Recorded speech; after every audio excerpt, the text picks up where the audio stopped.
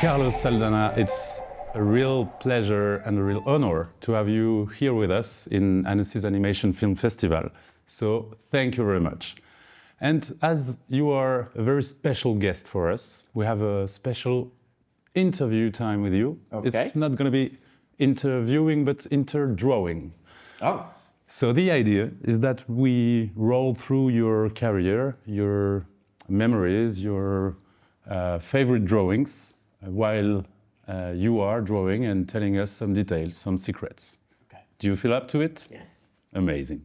So you just told us that your very first memory of animation was Bambi. Yes. What would you draw out of your mind right now to express this memory? Okay.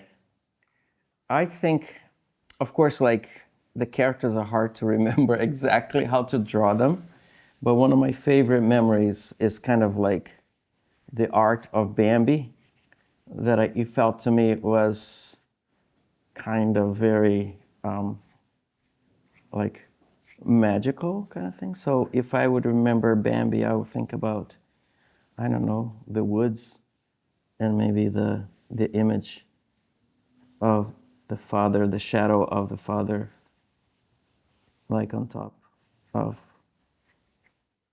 the hill.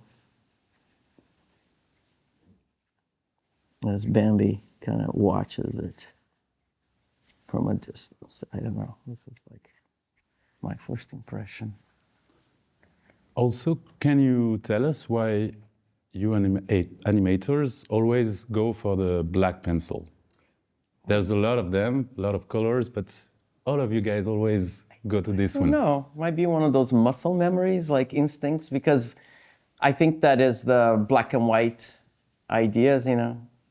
Even in film, like Charlie Chaplin is a great inspiration. So watching black and white movies is kind of cool. You see the purity of light and contrast and stuff. So I think the black pencil for me gives that kind of immediate contrast.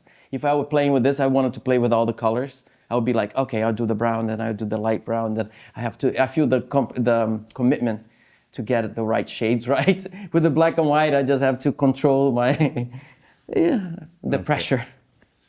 If you want to change the sheet, you can drop it down. Okay. This? You can drop it on the floor. Oh, okay. Yes, perfect. I'll do it like that.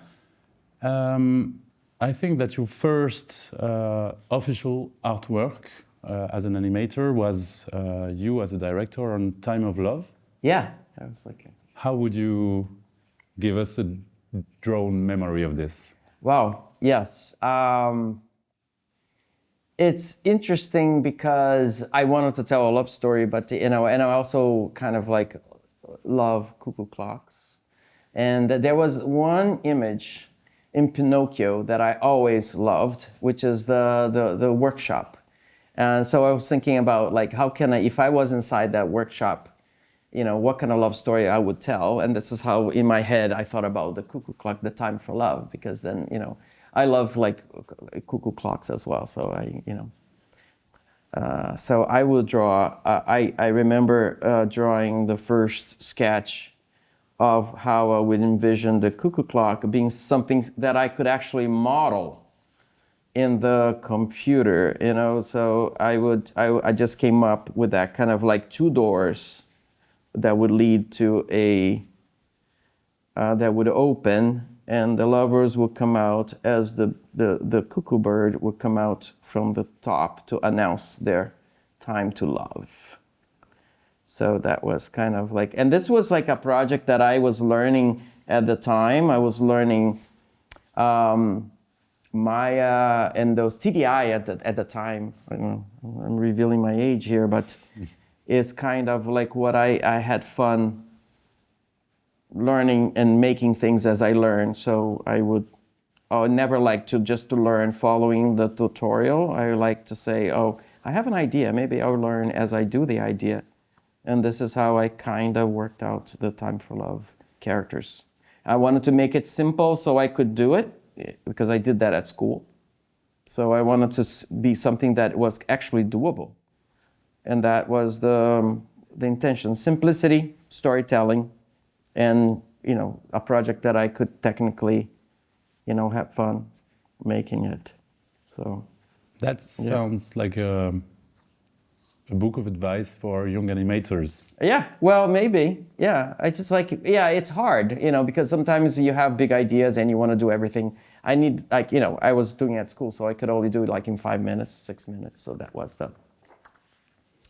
the idea. So, cuckoo clock. We're going to move faster. Okay. In the clock, in the cuckoo clock good. of our Let's drawing advance interview. the time. Yes. Maybe we can go to Ice Age because we have to scratch. Yes. Some scratch. Mm-hmm. So how would he come out right now if he would visit us with his nut? The scratch is a tough one. It's hard to draw. I can draw Sid, very easily. Sid was the easiest one to draw, actually. When that design came up, Chris Wedge was working with the designer. I was Sid was okay, it's just 2 big eyeballs. You do the face, and you do the kind of he has that kind of funny neck, and the floating eyebrows. So Sid was easy, and then but the scratch was hard. Peter de Sab was a designer for that, so he knew his work. So it's kind of and then of course you have the acorn.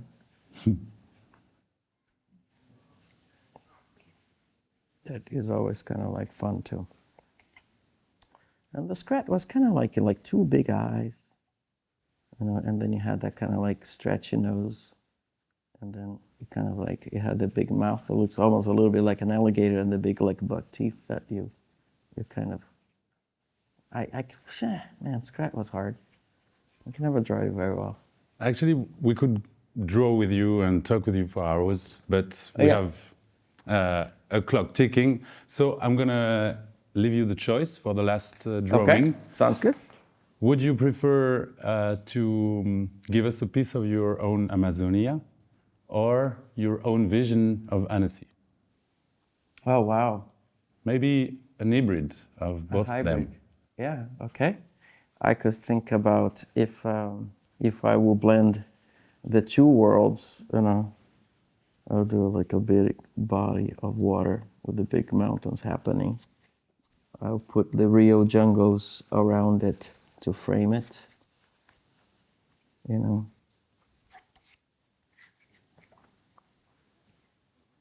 Maybe I'll put a little bit of a character over it.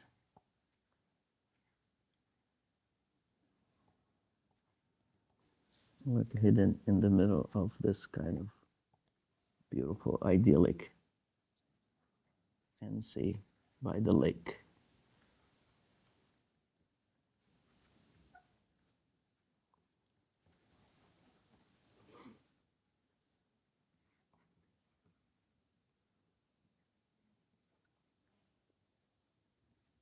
I don't know, this is what I can draw very fast. So. Yes, and in the name of all Annecy's audience and all the teams that know you for years, your work and your humanity, we thank you a lot for this interdrawing. Thank you. That we'll Thank call. you. And have a blast in Annecy this year, and please come back next year. Yeah, feel at home here. Merci. You are, really. Merci.